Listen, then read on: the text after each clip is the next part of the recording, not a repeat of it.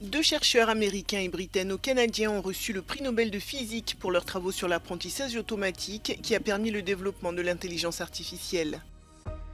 L'armée israélienne affirme avoir éliminé le commandant du quartier général du Hezbollah dans une frappe visant la banlieue de Beyrouth dans la nuit de lundi à mardi. L'ONG SOS Village d'enfants attire l'attention sur les 300 bébés abandonnés dans les maternités des hôpitaux chaque année en Hongrie. La NASA est-elle parvenue à dévier l'astéroïde Dimorphos en 2022 ? C'est ce à quoi la sonde Hera va tenter de répondre après avoir décollé ce lundi.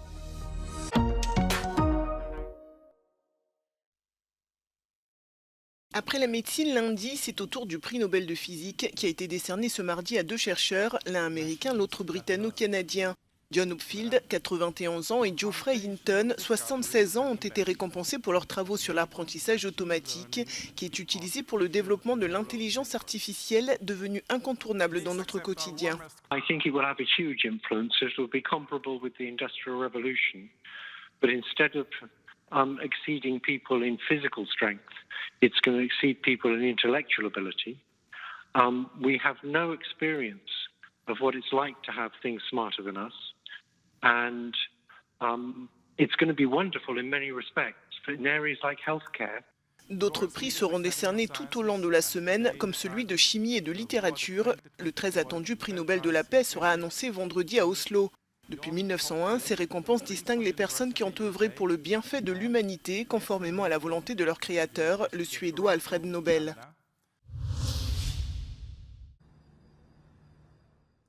L'armée israélienne affirme avoir éliminé le commandant du quartier général du Hezbollah dans une frappe visant la banlieue de Beyrouth dans la nuit de lundi à mardi. Selon l'armée israélienne, Suhail Husseini était responsable du transfert d'armes entre l'Iran et le Hezbollah et était responsable de la distribution des armes entre les unités du Hezbollah. Israël a également déclaré avoir commencé des opérations limitées, localisées et ciblées contre des cibles et des infrastructures du Hezbollah dans le sud-ouest du Liban.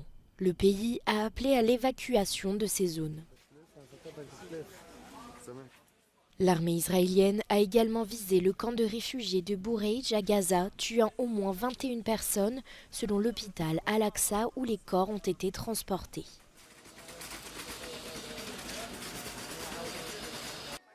Dans un message télévisé diffusé à l'occasion du premier anniversaire de l'attaque du 7 octobre, le Premier ministre israélien Benjamin Netanyahou a promis de continuer le combat. ה-7 באוקטובר יסמל לדורות את מחיר תקומתנו, והוא יבטא לדורות את גודל נחישותנו ואת עוצמת רוחנו. Les dernières frappes viennent alourdir le bilan des victimes palestiniennes à Gaza, qui avoisine désormais les 42 000 morts selon le ministère de la Santé de Gaza. Lors d'un débat au Parlement européen, Josep Borrell a estimé que l'UE devrait profiter de la situation dans laquelle se trouve actuellement le Hezbollah pour donner un élan au renouveau politique au Liban. Si l'Union européenne n'agit pas maintenant, le chef de la diplomatie estime que le Liban n'aura pas de solution. Tenemos que ayudar a este país, tenemos que aprovechar esta ocasión de debilidad de Hezbollah para reforzar las estructuras políticas del Líbano y tenemos que conseguir un alto el fuego en la región. Josep Borrell estime que 4 actions clés doivent maintenant être entreprises pour assurer la survie du pays: élire un président de la République, soutenir l'armée libanaise, donner un mandat plus fort à la mission de maintien de la paix de l'ONU pour assurer la paix à la frontière et fournir une aide humanitaire. Toutefois, certains députés européens soulignent que l'UE doit agir rapidement.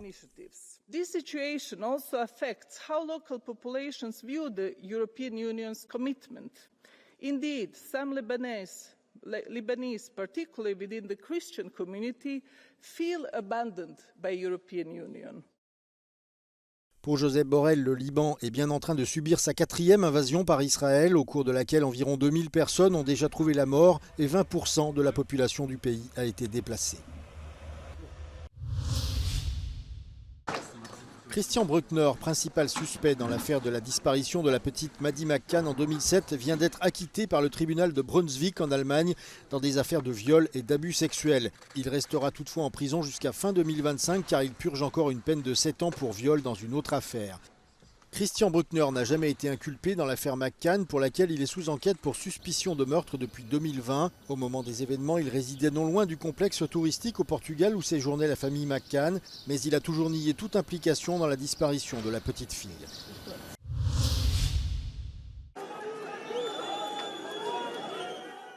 En Albanie, des partisans de l'opposition de droite ont violemment affronté les forces de l'ordre lors d'une manifestation à Tirana lundi soir. Au moins 13 personnes ont été blessées lors des affrontements, dont 10 policiers. Appelant à la démission du Premier ministre Edi Rama qu'ils accusent de corruption et d'usurpation des pouvoirs, les manifestants ont exigé la mise en place d'un gouvernement intérimaire jusqu'aux prochaines élections législatives prévues l'an prochain. Les États-Unis et l'Union européenne ont exhorté l'opposition à reprendre le dialogue avec le gouvernement, rappelant que la violence pourrait être un frein à l'intégration de l'État de l'Ouest des Balkans à l'Union européenne.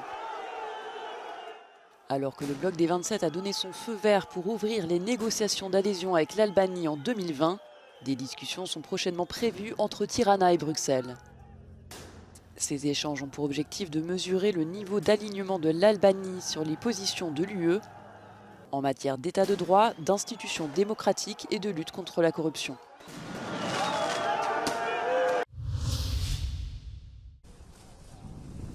La Floride se prépare au passage de l'ouragan Milton qui devrait frapper la région de Tampa Bay dans l'ouest de l'État dans la nuit de mardi à mercredi. Cette tempête survient moins de 2 semaines après le passage de l'ouragan Helen dont la violence a fait plus de 230 morts. Came out here today, we got hit with the last storm, we got flooded, so it's all about prepping this time. So we're getting the sandbags ready to put around the house to prevent what happened last week. Les autorités américaines ont déclaré l'état d'urgence et ont appelé les habitants à évacuer. Please listen to evacuation orders. Please listen to your local officials because I know a lot of folks out there have survived these hurricanes before. This one is going to be very, very serious. L'onde de tempête pourrait monter jusqu'à 3,6 mètres sur le littoral, soit presque le double des niveaux atteints lors du passage de l'ouragan Helen. Des dizaines de poupées représentant des bébés dans des berceaux au centre d'une grande place hongroise, c'est l'action de l'ONG SOS Village d'enfants.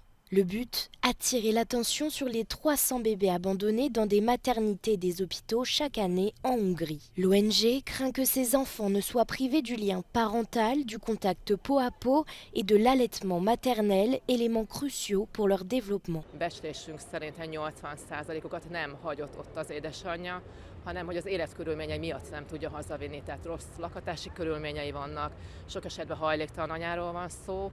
Les bébés devraient être intégrés dans une famille dès que possible, mais l'adoption est un processus long. Les militants ont placé les poupées sur les épaules de plusieurs statues à Budapest pour sensibiliser à l'importance du rôle des familles d'accueil. Cependant, ces familles d'accueil sont mal payées et restent donc rares. Quelques jours avant la fête de la Sainte Paraskeva, la ville roumaine de Iași s'est parée de couleurs. Des milliers de chrysanthèmes de composition automnale et d'arcs embelliront la ville. Les pèlerins se rendent à la cathédrale métropolitaine de Iași, où se trouvent les reliques de Sainte Paraskeva. 50.000 de astfel de crizanteme vor înfrumuseța orașul, vor fi în 10 culori. Predomină această nuanță, se vor putea vedea în parcuri și pe zonele pietonale din oraș, iar pe lângă crizanteme vor putea fi admirate peste 420.000 de flori bianuale, printre care și varză decorativă. Chaque année, de plus en plus de fleurs sont cultivées car les pèlerins roumains affluent pour visiter la dépouille de la sainte. Cette année, la production est estimée à 1,5 million de fleurs. Foarte frumos, chiar ne bucurăm. Am luat flori ca să dăm pe la dânsa și să punem în casă la icoană, că așa se face. Sainte Paraskeva était une sainte ascète née au XIe siècle. Elle aurait eu des visions de la Vierge Marie et continue d'être célébrée dans de nombreux pays orthodoxes, dont la Roumanie, où l'on croit qu'elle protège les gens de la maladie, des chagrins et des ennuis. 2, 1, ignition. La NASA est-elle parvenue à dévier l'astéroïde Dimorphos en 2022? C'est ce à quoi la sonde Hera va tenter de répondre après avoir décollé ce lundi. With Hera, we're actually setting up a life insurance for planet Earth, right? We are not only demonstrating we can deflect an asteroid, but we also validating this technique so that we can use it for other asteroids. La mission Hera, développée par l'Agence spatiale européenne, a rassemblé 18 pays d'Europe. Débuté il y a 2 ans, le projet devrait durer jusqu'en 2026, année de l'arrivée prévue de la sonde. It's first planetary defense mission, but it's also so far the fastest planetary mission that has been done in Europe. So it shows also that things can be done on a quick path, which is especially necessary if we will have to deflect an asteroid one day. Hera inspectera le site du crash de la sonde DART sur la planète mineure Dimorphos afin de mieux comprendre la formation et la composition des astéroïdes. We are tackling a problem, a natural hazard that we can not only detect, but we can also prevent. And I think we're sending a very strong signal to humanity dealing with a hazard that could be extremely remote, but if it happens, the consequences are absolutely global. Overcoming obstacles like the weather and the recent grounding of the SpaceX Falcon 9 rocket, Hera will now embark on its 195 million kilometer journey, on a mission that could one day see Earth overcome the possibility of extinction. David Walsh, Euronews in Cape Canaveral.